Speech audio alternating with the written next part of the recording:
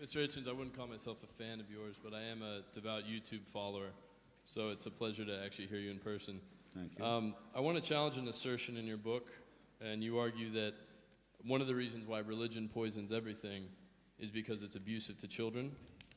Now, multiple studies have shown that in the U.S., religiously active youth are less likely to be depressed and commit suicide, and they're less likely to abuse drugs and alcohol. So my question would be, how could child abuse have an empirically verifiable effect on youth that is so positive? Was the question, I'll just say, audible to everybody? Right. So I feared that you would do this. You give me the task of making your question not just audible but intelligible. The gentleman asks, or claims to know, that the more religious you are as a young person in the United States, the less likely you are to be depressed or alienated, and connects this, by what means I don't know, to the question of child abuse, which is a euphemism for torture, rape, and psychic destruction of children. Two things. First, it is said that Louis Farrakhan's Nation of Islam group gets black kids off drugs. I have no means of knowing whether this is or is not true. But let's grant that it might be true. It doesn't seem to have been established, but it doesn't alter the fact that the Nation of Islam is a racist crackpot organization, which anyone interested in mental health would be well advised to stay away from. It is said that the Mormon Church has a lower incidence of misery in family life and higher motivations. That might, for all I know, be true. But it doesn't alter the fact that Joseph Smith's fake religion is an outrageous imposture on human reason and dignity. It's a cult. It's a regrettable fact that some people do better in cults because they're so weak-minded and cowardly that they need the support of a pseudo-family. This says absolutely nothing at all about the value of religion, let alone its validity morally or philosophically. I hope that's clear. Since you've brought up the question of the rape and torture and psychic destruction of the lives of children, I suppose I will just do this. I thought this might come up. It's awkward because I know my vis-a-vis, Dr. Haldane, is a practicing Roman Catholic. But it does seem to me that after what we've learned about what the Roman Church has done to the children entrusted to its care, that I don't know of a single case, I've studied quite a lot of them, Australia, the United States, Ireland, France, Austria, Germany, Italy, and this is by no means an exhausted list, that there is no case where those children wouldn't have been better off if the secular courts had had the ordering of it, instead of private, secret religious courts that were interested not in what you call, rightly, the inviolability of the innocent, a precept, not a truth, but a precept that you invoked, but were instead concerned only with the silencing of the victims, the exculpation of the criminals, the covering up of the crime, and the continuing exculpation, cover-up, and blackmail of the victims, now practiced by the very head of this church himself, a man who his followers believe to be the vicar of Christ on earth. I ask you, who can think of this as other than a grotesque parody of even the most elementary principles of decency, ones which we don't have to be taught? Who doesn't know that the rape and torture and desecration of children is wicked, is an iniquity? And how I'm never going to be told again by the Roman Catholic Church that I wouldn't know good from evil if it wasn't for them. I'm sorry. I'm never going to hear that again. Good. In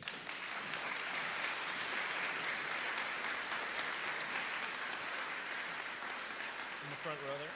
Yep. Okay, thanks for your talk.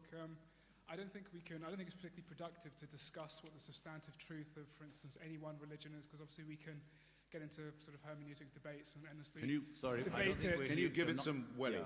Stand up and slow down. Yeah. So, okay, I'm not particularly interested in debating the substantive content of a religious faith, Islam, Christianity, or Judaism, but someone who actually grew up in Iran, has experienced theocratic dictatorship and the yoke of sort of the particular curse of the religious state, I could say that I don't really need to get into sort of a long-winded debate to decide which sort of state I would prefer to live under. It's more of a statement, to be honest. We don't really, just looking at the results of that state and sort of the horror it's reaped on that country, I don't think we need to sort of, to look any further to the results of, living under sort of religious tyranny. Well, good for you. Well, let me briefly turn Well that said. into a question for Professor Haldane. Professor Haldane, how is your view distinct from, or at least why doesn't your view lead down the road of a theocracy?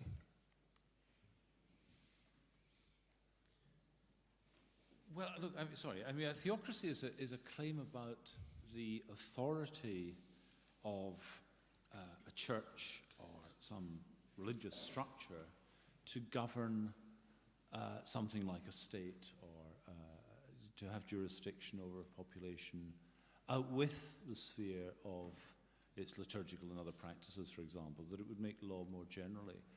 I don't see any connection. Well, there's two thoughts about this. I mean, one is I see no connection between the things I have said and the idea that theocracy might in some way be a good thing. Secondly, the history of these things teaches us, even those of us who inhabit these religious spaces, that theocracies have proven to be a bad thing.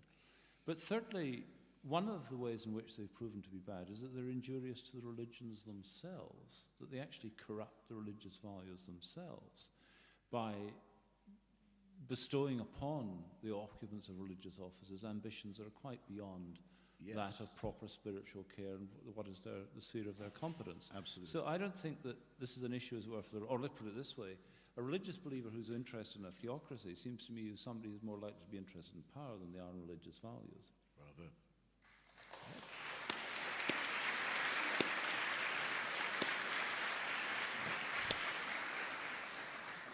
My point. Our point. Very good.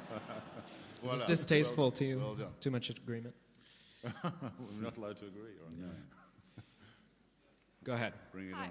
on. I have a question about religious pluralism. So, Listen, I'm sorry, we're having difficulty up here, I think, hearing the questions. Could you just go, I don't know about others, but if you could just go slightly slower, please, and Yes, then we'll please. hear them, I think. Sorry, is that all right? so I have a question about religious pluralism. Mr. Hitchens spoke about religious pluralism sort of as secularism, and I first wanted to contest that conflation and talk about religious pluralism as something that's not a reality of religious diversity and plurality, but sort of a state of sort of a positive definition of what we do with the reality of that diversity. So I wanted to ask what your vision of religious pluralism is, acknowledging religious plurality in a world where religion is in or is out of the public sphere. I'm sorry, I missed it. In a world in which... Well, one of you is clearly arguing for religion to be part of the public sphere, and one is arguing for religion to be out of the public sphere. So what does religious pluralism look like to you in each of these situations? And not just not pluralism conflated with plurality or secularism. Can I just start with a shot at that, and then you can see how we're coming in? Yes. I mean, supposing maybe this will help, I don't know. Supposing somebody said, what is your view of, say, aesthetic pluralism? The idea that out there are people who, some of whom take principal pleasure from, say, music, others from literature, others from the visual arts, plastic arts, and so on. And then within each of those, there are some who have these preferences in romantic, classical, and such like. I think the natural response to that would be that each of these answers to a certain appetite or a dimension or an aspect of the human condition and human sensibility and such like. Now, it seems to me to some extent, this is true of religions as well. That is to say, there are aspects of human nature that tend in the direction of the ascetic, the spare, the restricted, the disciplined, and so on. And, Quakers in one direction, certain kinds of Free Presbyterians in another, and so on. And you could find outside Christian traditions these. And there are others that go for a certain richness, a liturgical complexity, ritual and such like, sacramentalism, a great theological complexity. Now, to some extent, it seems to me that is a reflection of different aspects of human sensibility. I don't think that in the sphere of religion, any more than the sphere of the aesthetic, one could, as it were, set out some unitary mode of religious expression that could satisfy all aspects of, as well, human sensibility and human condition. So it seems to me religious pluralism, in one sense of it, is precisely what one would expect to find, given the complexity of human psyche and sensibility and so on. Now, there's a different question, of course, about religious pluralism. One, as well, a theoretical one, is there some difficulty for religion reconciling these differences? And there's a political question or a practical question. How are they to rub up together? And Christopher Hitchens has quite rightly often pointed to their inability to rub up to effectively coexist. I think the explanation for that, by the way, is a very deep, common one, which is that human beings have difficulty inhabiting the same space. They compete for that space. And this is a general question, independently of whether you're religious or not, finding a foundation in which, a basis on which people can inhabit common space. Now, that's part of what we were discussing tonight, but these are very large and complex questions. I think I was the one who she misunderstood the most, even so. And it's my fault, I dare say. But let me clarify it. There was established during the McCarthy period in the United States by Billy Graham and various other right-wing evangelicals, a panic resolution in Congress establishing a National Day of Prayer. National Day of Prayer. It was last week. An organization with which I'm associated, the Freedom from Religion Foundation, has secured a judgment from a judge in Madison, Wisconsin, which will now, I think, be heard by the Supreme Court, saying that that National Day of Prayer is unconstitutional. Americans can pray any time they like, but the government can't tell them to do so. Pretty simple proposition, you'd think. It takes forever to hammer this principle into people's heads. One way to do it is to say, all right, from tomorrow, all school children in America will have to pray. Billy Grahamites brighten up, say, but it'll be Hindu prayer. They say, we didn't mean that. We didn't say you didn't. Oh, or do you mean that what you said you wanted was a national day of Christian prayer? Or just Protestant Christian prayer, to be exact? Because otherwise we can say they'll all have to say Hail Mary in school, and surely that'll be just as good for their moral education. Or they'll all have to go to shul. Or they'll all have to make the Muslim profession of faith. Surely any of these are better than secularism or atheism. They don't get it. What they don't understand is it's only people like myself, the secular forces, who say the government has no business here, who guarantee that they won't be oppressed by another religion. And it's, in other words, there is only one way in which any society has ever guaranteed religious freedom, and it's by a wall of separation between church and state. I really don't think that penny should have taken so long to drop, if I may say so. Rosalind, could we get that gentleman right here? Yeah. Cool. Thanks very much for a fascinating debate. I have a question for Mr. Hitchens. Mr. Hitchens, you seem to have been seeing yourself as debating with an audience the sort of to whom the book, The God Delusion, is directed, whereas Professor Haldane seems to have been speaking more within the context of the last 300 years of moral and political philosophy.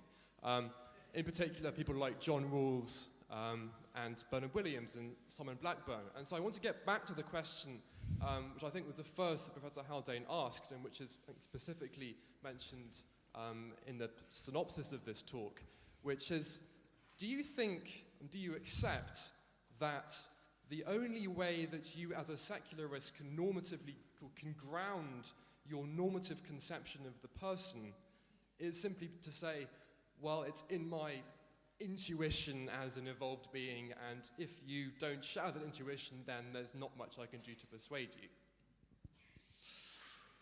Did you say intuition? Yeah.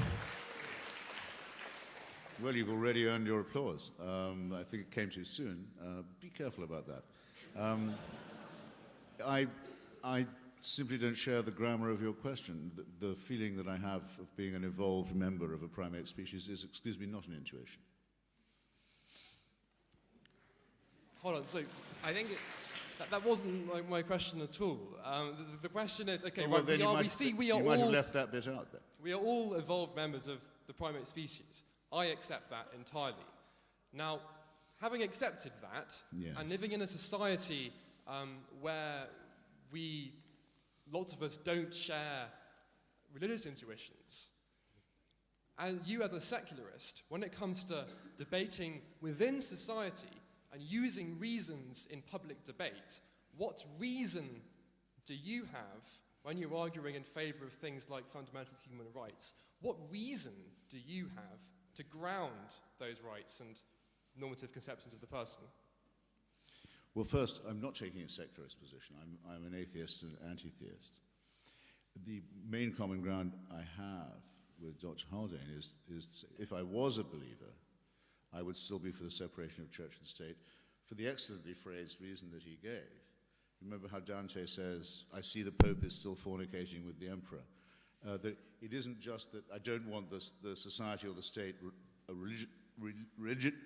religionized, but if I was a believer, I wouldn't want it corrupted by association with state power. In other words, the worst moment comes when the Emperor Constantine says, this is now the official religion of my empire. That's a terrible thing.